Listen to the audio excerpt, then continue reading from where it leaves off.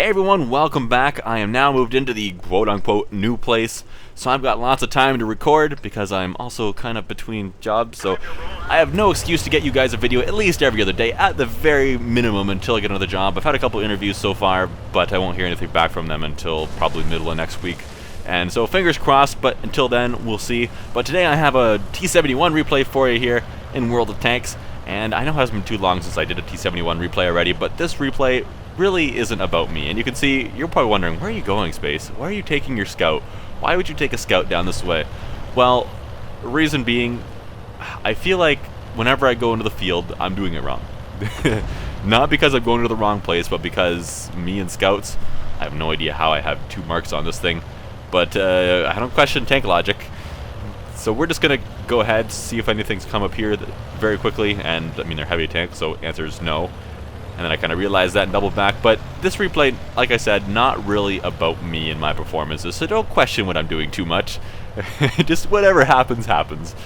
As you can see here, I'm platooned up with Ghost. He is in his IS-3. And well, we're going to move back here, see if we can spot anything down the center, because we have better view range than I think every other tank here, these being all tank destroyers. So we'll see if we can spot something down here. And there's a T28 down there. I believe we're the ones that spotted that. Doesn't look like anyone up north was in a position to do so, and it was probably from where I just came through, so it was probably me. But yeah, let's move along. Now we're going to the field, finally, up to the north, where you guys are probably like, why weren't you going in the first place, too? Well, we're going to go up there now. One thing about scouts is, if you, at the very beginning of a battle, rush out, spot a few enemies, a few of them get shot by your allies, you end up with a couple on half health, then whoopee, you've helped your team a little bit. But if you get yourself killed by doing that, then really, that's not good. Scouts are really more powerful, especially something like the T71 with the autoloader and that massive burst damage it can kind of do, if you can keep it alive longer. Now, if you're alive till the end of the game, when almost all the enemy tanks are tanks that you can circle kill, go around, drive around once, and with a 6-round autoloader, take out all of them, or take out the remainder of their health points, then hey, you're taking the entirety of a tank, or the remainder of it, out of the game, and that is great, because that means they're probably not going to shoot you back, because they're going to be dead before you're reloading. And hey, there's less things to spot you, and you can be a little bit sneakier. But yeah, so long story short, scout tanks are typically a lot better to have around near the end of the game, and play a larger role near the end than near the beginning. Now, that being said, let's go do something silly. I see here that the South is under a lot of pressure. We have a blue guy on our team now, so that's great. And is it on our team? I don't even know. But let's go kill this T28. Looks like no one else is around, so that's great. No one got spotted when we came around this corner. Let's unload our clip into the back of him. We can do 900 damage if we penetrate all of our shells. Right around 900 damage. We're not going to have enough shells to kill him, though. That means we have to get behind him. We can go in front of him, but we're probably going to get shot. He'll do about half of our health points of damage. Looks like we might get wedged out in front of him. We're going to have to take a hit, I think. Yeah, it's not going to work. Oh, no. That really sucks. It looks like the M44, the enemy M44, hit us when we were pinned up right beside that T28. That is a very nice shot by him. That took out 667 of our health points, which means the remaining 101 we had at that point was not even close enough to let us survive a shot from that T28. So that's unfortunate. Oh, and hey M4, let's remember this guy. This M4A3E8, that's a mouthful. Just keep an eye on him throughout this game. He just might be part of the reason why we're still here. I said that weird. But replay functions, we're just going to look around at these tanks, because at the time that I was watching this replay after I died, I had no idea that M4 was going to be significant. So I was just kind of watching around, looking at these guys in their dire situations. This Jagdpanzer IV fighting for his life. Not a whole lot that he could really do there. But, well, what you going to do? But luckily we've got a 5100 over here. Just to the right of where the camera is right now. Right there. And he's hopefully gonna be able to give them some trouble. It looks like he's giving that Super Pershing a little bit of trouble right now. Artillery's trying to help too. And just one thing to keep in mind here, you're gonna see me cycle through the team list in a second, and there you go. And you'll see that when you click on another tank in replays, it doesn't switch to that tank. However, note on the bottom left, that health bar has switched to other tanks. And that's going to be a little bit confusing if you're watching that later in this game. So just keep in mind that when you look at the bottom left and see the health points of the vehicle we're spectating, that's not necessarily the health points of the tank we're watching. Just, you know, you can see the name of that tank in that bottom left corner as well. Just keep an eye on that. Hey, and there's artillery. GW Panther puts a good shot into the back of the YOG-88 and finishes him off. Alright, AMX 5100. Is he catching a little bit of resistance now? Come on, turn the camera, man, turn the camera! We've got a KV-2 there, which a tier 6 versus a tier 8, not a huge deal, but the 5100 doesn't have the greatest armor, especially at its sides. So that KV-2 could potentially pose a threat. And really, if he gets hit with high explosive, it's going to cause damage regardless. Probably break a module or kill some crew, and you don't really want that. But now the Super Pershing's taken out, so that leaves the KV-2's back unprotected now. The Mutz is trying to help out the 5100. The KV-2 fired and missed, so the 5100 is taking his opportunity. He's going to unload his clip into him now and see what he can do. And there you go, dead. And by the way, this free cam that I'm using right now is part of my mod pack. I don't think I've ever told you guys that, but it is. How you would activate it is only in replays, because you can only use it in replays. It's only legal to use in replays, which is why it's only enabled in replays. Wow, that's a lot of words. But if you hold down the caps lock and push F3 while you're using that the free cam mode that's in the game, in replays, then you can get into this mode. Then there's all kinds of different controls, like using the 1 to 0 key on top of your keyboard there to change the camera speed, and then there's P that you can click to make it move a little bit smoother and things like that. But I'll let you guys figure that out if that interests you enough. If you Google it, you will find results. Now we've got to this corner, we have a T-3485, the enemy team, and a Rudy, so essentially two T-34s, fighting against our friendly M4 there, and our Panzer 58 Mutz. Well, let's see what kind of trouble they can give them. These two T-34s here are a little bit nervous about this M4, and you know what? I don't think they know that this Mutz is coming around behind them. I don't think the Mutz is spotted this time. As you can see, they're both still looking at the M4. They think the Mutz is behind the M4, so they're waiting for one of them to come around the corner and make to have a little bit of fun there. But surprise, the Mutz isn't there anymore. The 3045 realizes that after his buddy dies. Now him and the Mutz are shooting it out a little bit. Now our M4 buddy, he's coming around the corner here. He's going to put a couple shots into him. Unfortunately, the M4's reload is good, but it's not quite fast enough to save the Mutz there, and that's going to make the M4's life a little bit more difficult. Now, this M4A3E8, can you see why I call it just M4?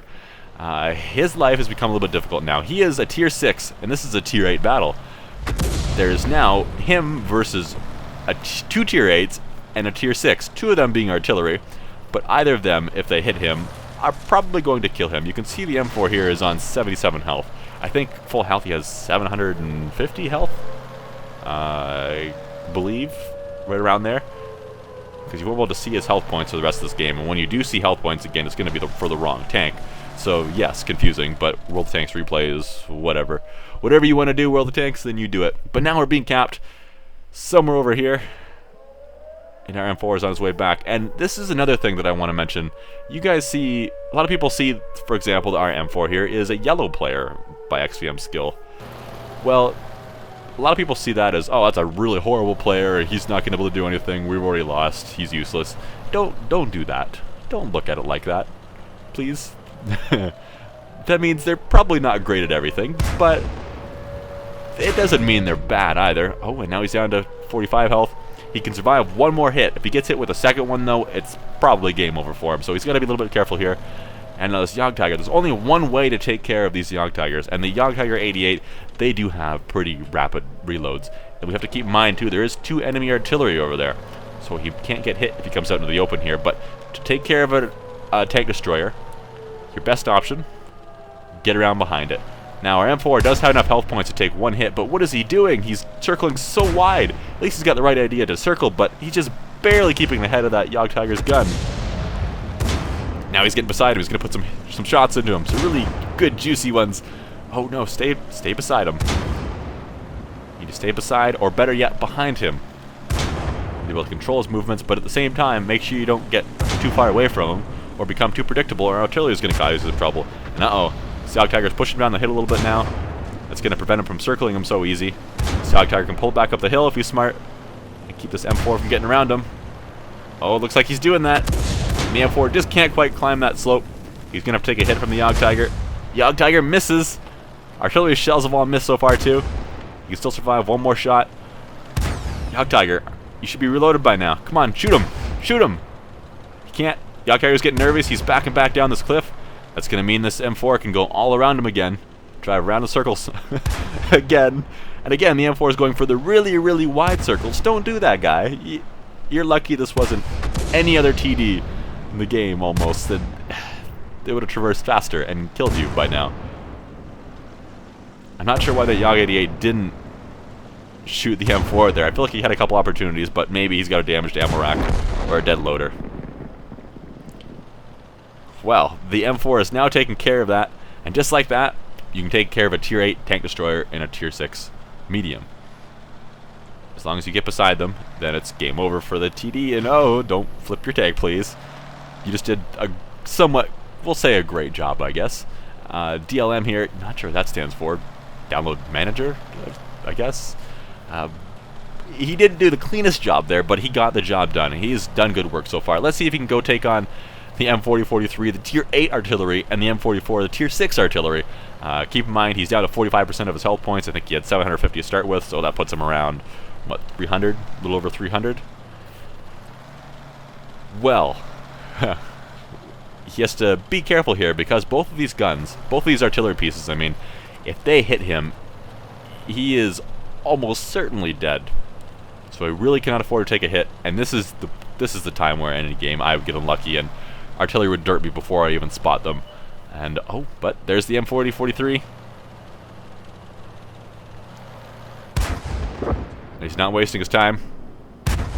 Oh, he put a couple shots into him, and he's now down to half health. Let's see if we can get in there and finish him off without getting dirt by the M44, who is still unspotted. Oh, I spoke too soon. There he is. He's on half health. Oh, M4, come on. You can do it. Oh, artillery missed. Good, he can take his time, except for the M44 that's going to dirt him in the side if he's not careful. And, ooh, he takes a hit. He's got 14% health left. Oh, no. He got really lucky to survive that. But no, don't ram him. Don't ram. And he almost killed himself and made it a draw. That would have been quite entertaining. But there you go. This is just something I wanted you guys to see. Because you look at it and you're like, oh yeah, it's a Tier 6 in a Tier 8 battle. There's no way he's going to be able to carry. Don't underestimate yourselves or other people when they're in that situation. There is certainly ways to get around things. There are certainly ways to be a little bit sneaky if you need to.